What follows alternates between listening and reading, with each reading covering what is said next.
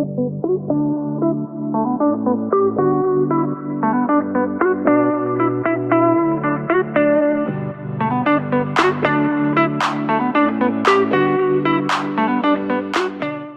thank you. Thank you again so much. And first of all, hello everyone, and hope everyone is healthy and feeling okay during this pandemic days. And as a start, I'm living in Turkey, born and raised in the capital city in Ankara, and still living in here. And we're here having the last cold days of winter. And right now, I'm looking at the snowy view from home.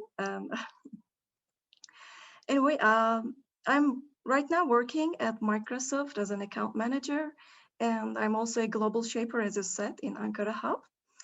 And today, I would like to share with you two stories that describes me, and what I learned from those stories is the important thing. And hopefully those stories will help you to think more about maybe yourself as well.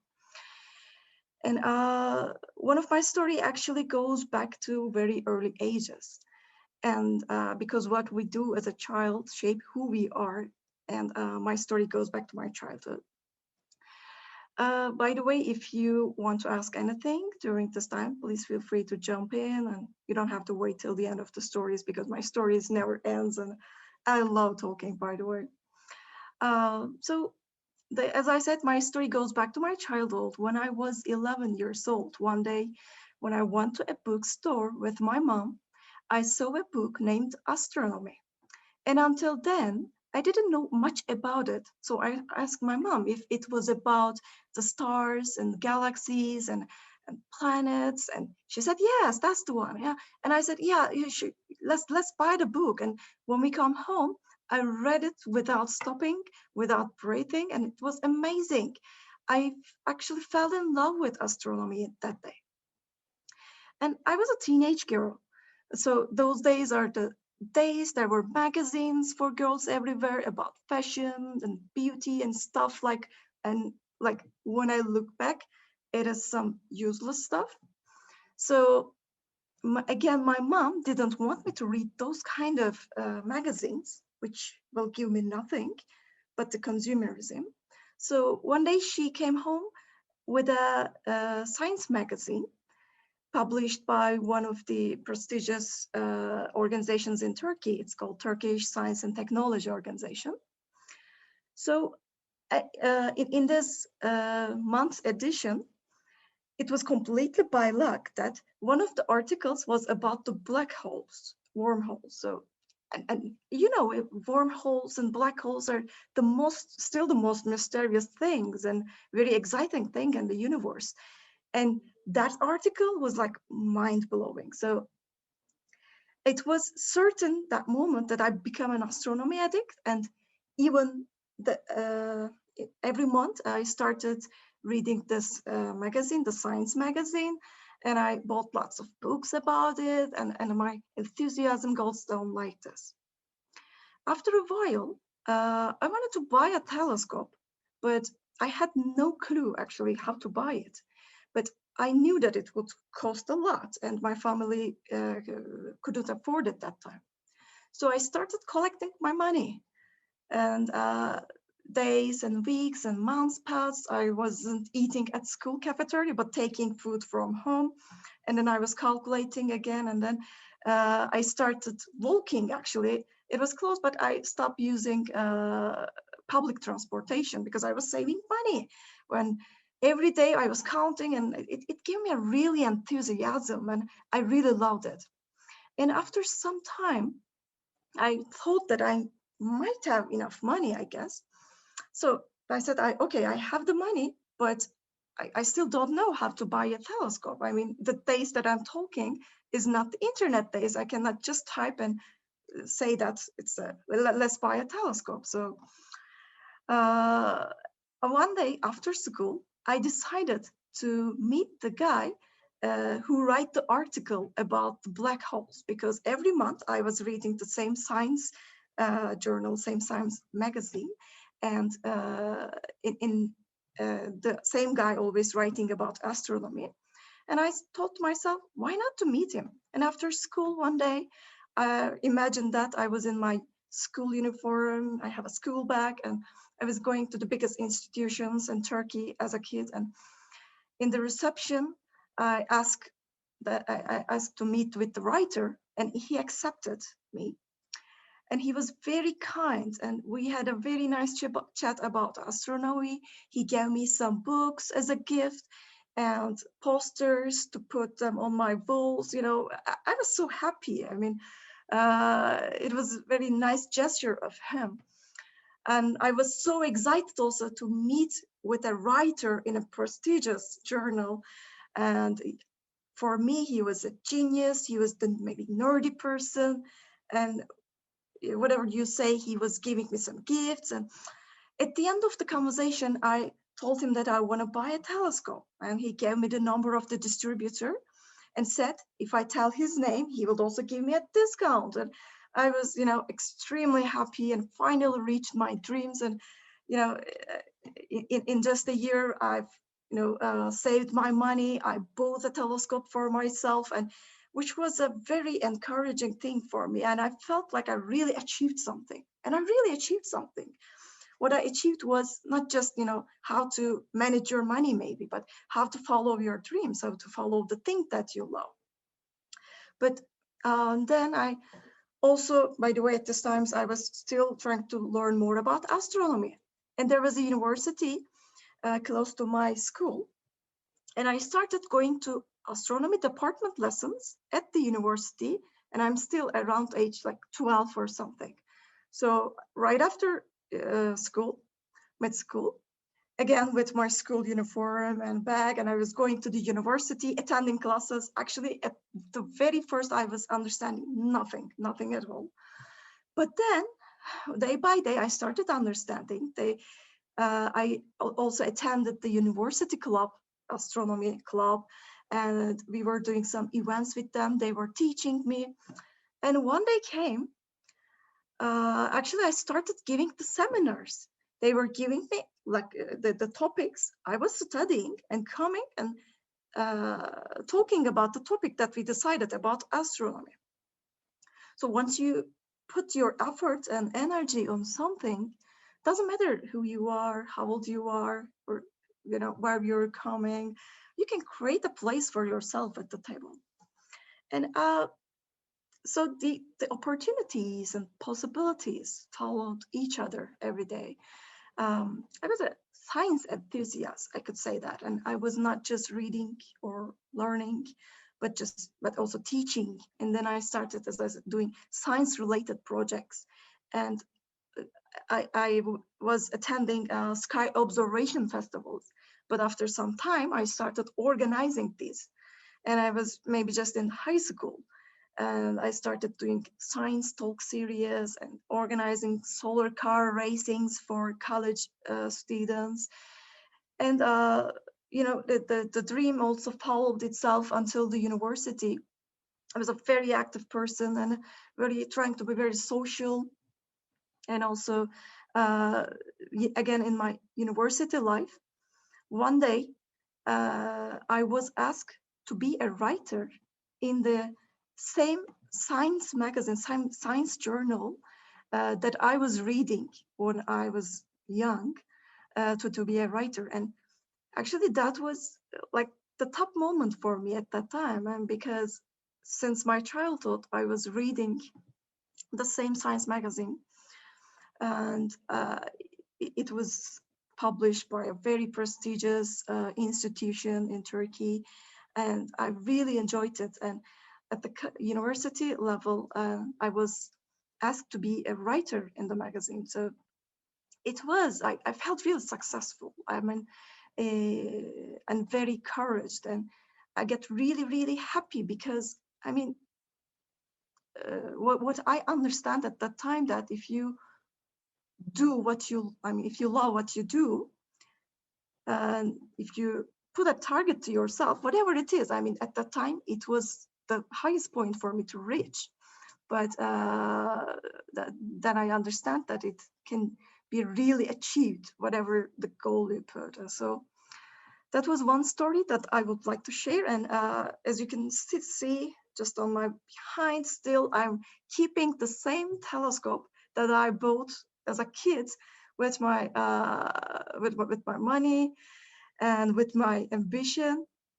So I just wanted to share the story from my childhood, because as I said at the beginning, sometimes your childhood memories, your childhood things that you do was shaping who you are.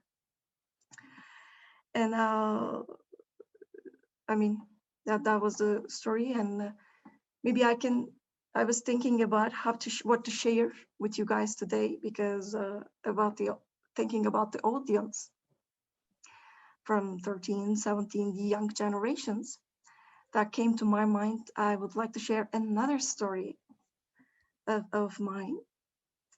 Again, it goes back to my university days.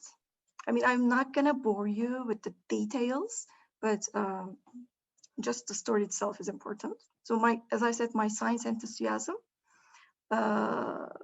kept on, and also it brought me an academic success. And I studied in one of the best high schools and universities in Turkey. And I was also very social, as I said. I was doing many organizations, attending social clubs, and I was a writer in a journal. So I had a pretty good CV, actually. On the paper, I was doing very good, and I was very good at interviews, stuff like this. So during a summertime, it was the time to apply for an internship programs, and I applied one of the programs that is offered by Procter & Gamble. And I'm pretty sure that most of maybe our speakers know about it, guests know about it. Procter & Gamble, one of the biggest companies in the world, and they offered a great internship program in Brussels. It was paid, and it was for 3 months, and it will be the first time that I will be outside of Turkey. So I wanted it so badly. I passed CV eliminations, tests, phone interviews, and only 3 candidates left. And my chances were so high, but then I wasn't selected, unfortunately. I was very, very sorry. I mean, I even cried, because I thought that I could do it. And because I did many stuff until then, I was confident, but I became so sorry. But then I put my sorrow one side, and I asked for a feedback. I asked them, why didn't you choose me? And they called me, they gave me a call and explained why they haven't chosen me. And it was because, what they said is they were looking for a leadership potential from the candidates. And the human responsibility person said, leaders must have 5 roles. They are engage, energize, execute, envision, enable. So all of the 5, you don't have to remember them now, but all of them start with E, so E letter. So this is called 5E of leadership. So she said, I am missing 2 of the E's. I don't remember what of these 2 E's, but I'm missing 2 of them. So I noted them, what she said, and until then, I never heard of it before. So after the feedback, I searched for it. I Googled it, I read books about leaderships, I attended trainings, and I performed leadership during social clubs in my school life. So the years goes by like this. Anyway, since I wasn't accepted to the internship program that summer, I worked. I applied for another company that works in an airplane industry in Turkey. So what we're doing actually is producing airplanes. And I was working in a materials department. I was also studying materials engineering that day. So I was in the composite material department, and we were working with carbon fiber composite materials. These are cool materials, actually. Those materials used to produce airplane wings or body, along with other things. And during the internship program, all the interns was making a name tag for themselves from carbon fiber material. And as a souvenir, when they're leaving the company, so they take it as a souvenir. from a carbon fiber, which is produced, which produces airplanes. Anyway, so it was a cool thing. But then I thought, I don't want to do a name tag because it's an easy thing to do. I wanted a challenge because I love challenge. I love difficulties in my life. And I decided to do a bike. And because actually another fun story, because I never had a bicycle when I was a kid. I always wanted to have one, but I never had, because I was trying to buy a telescope by myself. Anyway, so I decided to make a bike for myself. And if you're a bike fan, if you're cycling, you may know that the carbon fiber is also used to produce bikes, which is very expensive, by the way, and the very cool ones. So I thought that it would be very cool for me too. But everyone told me that it will be impossible. I cannot do it. I don't have the knowledge. I don't have the experience to do it. It will be impossible. It will be a waste of time. And actually, what they said was, didn't discourage me. In contrast, encouraged me to do it, because I really wanted it. I really wanted to learn how to do it. And I started studying, actually, during days and nights. And I, try to learn the engineering stuff, so how to do it, how to draw it, how to produce it. I wasn't using the machines. I was doing it with my hands, with my bare hands. And anyway, the first couple of trials was unsuccessful because you were putting it in a furnace kind of a thing, and it was smashed, it was melted, and it took a couple of trials for me to understand how to do it. But at the end of 3 months, I could have made my bike. So it was the perfect bike that one ever can, not one ever can, because it was not the perfect for sure, because I made it with my hands. It was, shaking, not balanced well, but it was perfect for me because I made it by my hands. So as I said, I told you 2 stories about one is about how I am deselected from Procter & Gamble company, and then what I did during that summer. Let's combine these 2 stories. After my graduation, I was trying to look for a job, and I was applying, and I saw a job at the Boeing company in Seattle in the United States, where the Boeing has the headquarters before Chicago. I applied for a program, very good program. I passed many of the steps, and the last step was a face-to-face interview. And in the interview, one question was about dealing with difficulties, challenges. And I told my bike story that I just told you. I told them how I did it despite the fact that people told me that I cannot, and blah, blah. So they really loved the story. And they loved it so much that after the interview, we met with the vice president, and they asked me to repeat the same story to her again.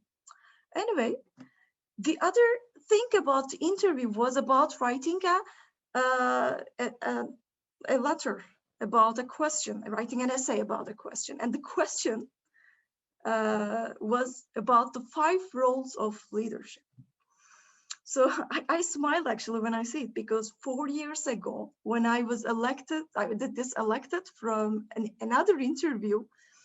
I studied so hard in it, and now I was very, very good at it. So I wrote down the best essay ever. So I got the job at the Boeing company. I worked there for a year about a project.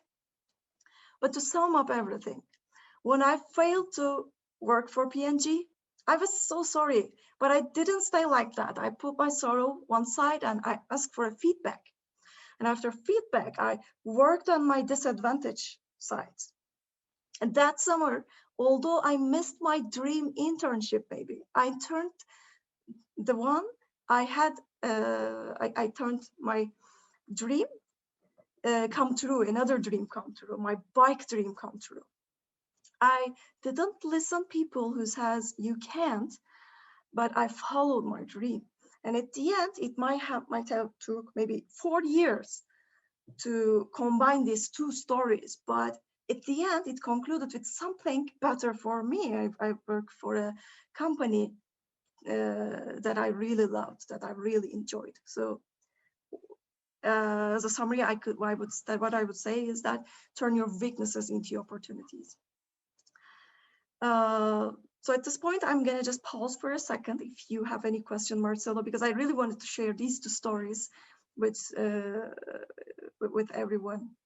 It makes it more relatable when you talk about stories that teenagers can connect with. Maybe it's not a telescope, maybe it's an aquarium or a stamp collection or whatever it is, but the luck, courage, determination to meet your idol back then leads me to wonder, I mean, how do you think your life would have been different if you hadn't met that astronomer? Like, you obviously wouldn't have most likely written an article in that science magazine, but you'd be doing something else, right? So how do you think you would describe this parallel universe where a single thing not happening can really change your destiny? That's a really, really good question. I mean, actually, uh, I just shared two of my stories with you, but when I look into my life, I always try to connect the dots. That's what I say actually, because you cannot just connect the dots looking at right now, but after years and after years, when you look at your childhood, maybe look at your maybe school memories, your family, the person that you met, ran into maybe in the party. I mean, everyone and everything can change your life. So maybe in a good way, maybe in a bad way. We don't know it, but I mean, what we are certain that I mean that day, maybe if I haven't met that book, if I haven't met that person, if I haven't read that story, uh, I mean, I could end up with the science again, maybe in a different way. But I mean, I still would be me, maybe. Like, I don't know how to put this into words, but I mean, I find myself that I love challenges. Maybe, I mean, 10 years later, maybe, or I mean, 10 months later. But I think that I will again find myself as I find myself right now. But I still, by the way, I cannot say that I completely find myself because we are changing. Everyone is changing and we're still changing. So it's a very dynamic world, very dynamic situation. So as you said, I mean, it's like a butterfly effect, but I mean, one change can result in completely different thing. But what we need to do is to turn them into an opportunity for ourselves. Either it's a good thing or a bad thing, if that makes sense. People always say that, I mean, sometimes ask the question, if you go back to time, what would you change? What would you do differently? I don't actually like the question because, I mean, if I have the wisdom that I had right now and I go back and change the things, by the way, I wouldn't change anything because if I change it, otherwise I wouldn't be the same person that I am right now. Or, I mean, if I didn't change, I think I would be the same person. It's like a, so I think that the question itself normally is a very awkward question. And I really like what you said. I mean, create your own wisdom. Yeah, I mean, this is my story. This is maybe my goals. This is my life. And hopefully it inspires you in some other way. But in either case, I mean, don't um, follow other people's paths, or I mean the wisdoms, or don't just get the lesson from their experiences, but create your own experiences. I mean, of course, I mean, we are going to consider them, but I really loved it. I mean, just create your own wisdom and be your authentic yourself. There you go. So time to get cooking with whatever is on the fridge, right? Bake Right. some wisdom. Right, so Busra, thank you so much again. Thank you. Thank you so much for inviting me.